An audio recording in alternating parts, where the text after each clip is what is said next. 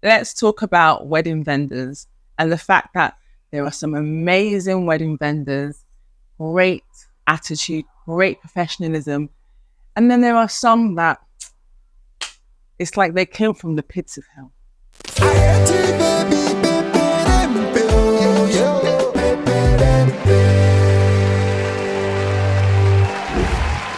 Welcome to my channel. My name is Yetunde. If it's your first time, hello, welcome.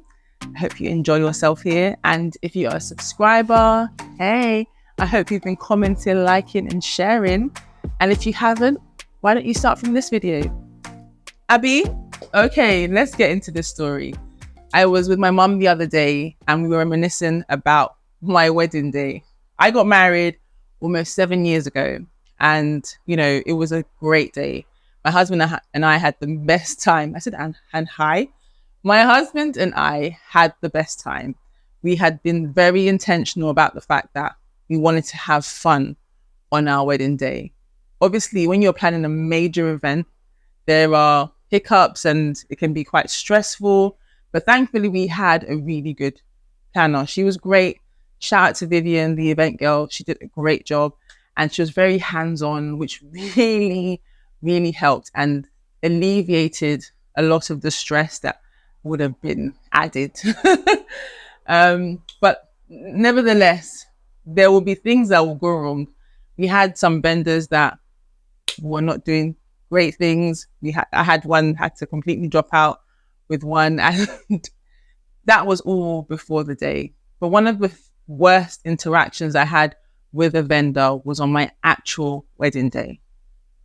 So it was 6 a.m. I was in the hotel getting ready. It was going to be a long day ahead. We had planned that our traditional engagement would be in the morning, followed by our blessing, which didn't happen on that day. That's another story for another day. And then that would be followed by the wedding party. So it was going to be a long day of festivities. And so we had to start really early. So I was up from like 4 a.m. So at this time, 6 a.m., I'm having my makeup done, getting my nails done. So many things are happening at once. And, my sisters are around. Things are just moving. If you've been part of a wedding, you'll know that wedding days, there's a lot going on. So as I'm in the chair, getting myself done up and everything, I receive a phone call. Who could be calling me at that time? It's the caterer. Let me give you guys a backstory. So my mum had appointed herself in charge of the catering and the food on that day. Fine. Yeah, I'm a foodie and I know that she gets that. Everybody needs food. My mum is very good when it comes to supplying food, cooking food and all of that stuff. We had received like different quotes and different caterer suggestions from our wedding planner, which like my mum was not on board with. She was like, no. The quotes were not smiling. They were not smiling at all. But with 500 guests, what did we expect? But that wasn't a major issue. My mum's issue was that, okay, for a lot of like caterers, you can pay them this huge amount of money. And then on the day, there'll still be issues with people saying that they didn't get food, or the caterer will come and tell you that the food has run out. My mum is born and raised in Lagos. She's a Yoruba woman. Number one, you cannot blindfold her with sweet talk. Number two, she doesn't play with food and her guests receiving food. So she was like, she was not going to risk that happening. So I was like, okay, so what are we going to do? So my mom's idea was to buy all the ingredients herself. Yes, she went to the market herself, bought all the ingredients, and then she hired a caterer that would bring in their people and cook on the day. The person that she hired was highly recommended by one of her good friends. And so I had not really engaged with her that much. We've spoken a few times. She seemed pretty professional. And as far as I knew, everything was on board. Everything was fine. So imagine my surprise to receive a phone call from her on the day that morning. So I was wondering what's going on. She was like, oh, so Yetunde, I've spoken to your mom, but she's not really understanding because I've looked at all the ingredients And there's not going to be enough. It will not be enough. It will not be enough. It's not. I've told her, I don't know what she thinks. She doesn't understand how things work here. It's not going to be enough. That's what she was saying. And the last thing as a bride that you want to hear on your wedding day, actually, one of the things is something happening to your dress, maybe something happening to the groom. And the last thing is something about food not being enough. You don't want to hear those things as a bride on your wedding day. So I was just like, okay, I don't understand. She was like, I don't know what I'm supposed to do. I've seen all the things. It's not going to be enough. I said, okay, let me speak to my mum. So I came off the phone. I was shaking like a leaf because I didn't know. Again, it was really early. I was out of sorts. I didn't know what to think or what to do. My mind was just going really fast. I was like, what is this? What is going on? I know my mum doesn't play when it comes to food. She's the same woman that, fast forward to COVID years, when people were rushing out to buy ingredients and buy food during the panic buying before lockdown, my mum did not even need to go shopping. She bought a few things because she's always got the house loaded. And I knew that she had gone to buy like in an immeasurable amount of ingredients that I was confident would be enough. So I couldn't understand why this woman would not one, be talking to me about it and not my mum. And apparently my mum was not listening. 2, on my wedding day is when she thought she could let me know this. It was very crazy. So I called my mum and I relayed to her what the caterer had said. And she was like, wow, Peter!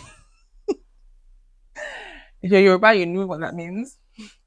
They're not born and well. That's pedant. Or she wouldn't even dare. That's English. The English one doesn't hit as hard, but you get the point. You get the drift. My mum was not playing. So she spoke to the woman that had introduced her to this caterer. She called her. And that woman, God rest her soul, she's no longer with us.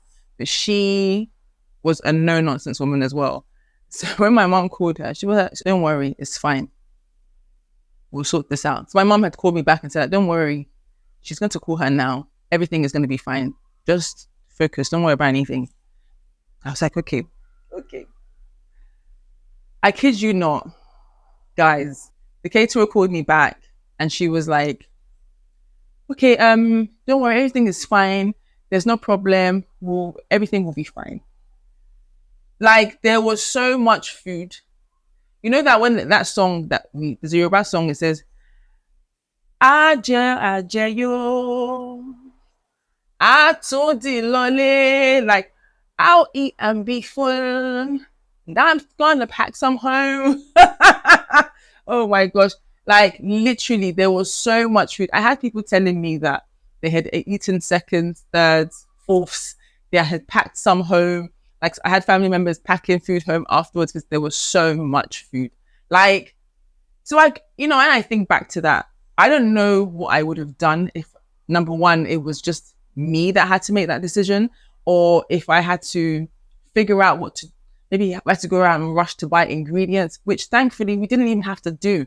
There was more than enough food. So I'm not sure why she felt the need to try to make me panic, or she wasn't happy with the fact that, she didn't get to have an input on the ingredients that were bought. I don't know. I don't know what possessed her. I don't know. But what I do know was that her plans did not work, or the village plans of her people did not work, or the plans of her village people did not work. But let me tell you, like, mothers are a blessing. Like, when they tell you that mothers know best, my mom, especially a lot of times during my wedding planning process, she proved that was true. Like, there were a lot of things that she was right about, and I'm really grateful to her. Mommy, I appreciate you. I think back to it, and I'm not gonna lie, it gives me a slight, it still makes my heart beat fast, remembering that call and being like, what would I have done if it had just been left to me? But I thank God. I thank God. Testimony, testimony. Hallelujah. Hey everyone, it's Editing Yeti here. I realized that I didn't really address some of my confusions that till now, I still look back and wonder, why did the caterer tell me that the food wasn't going to be enough and then there was so much food left afterwards? Because I've gone to weddings, right?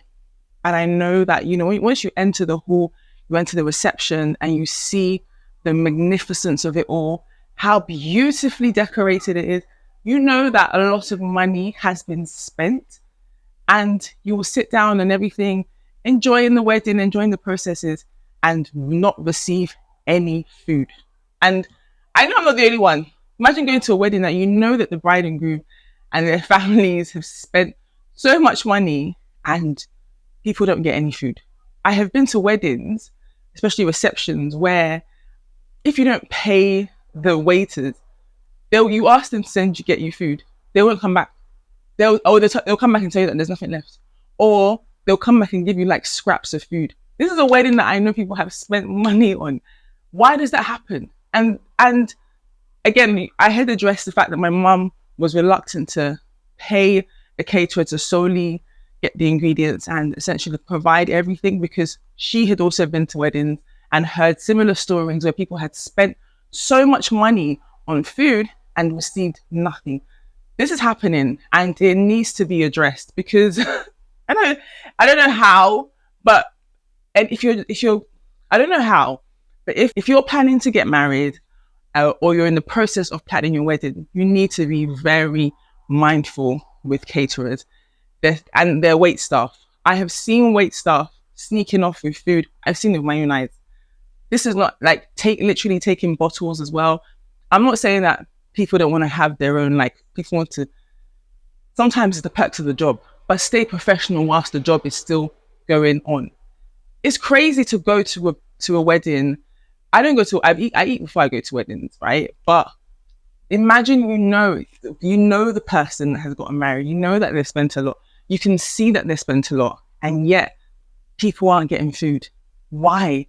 And that would have been our story if I had entrusted everything with this particular caterer. We would have been in a similar situation where perhaps food wasn't enough.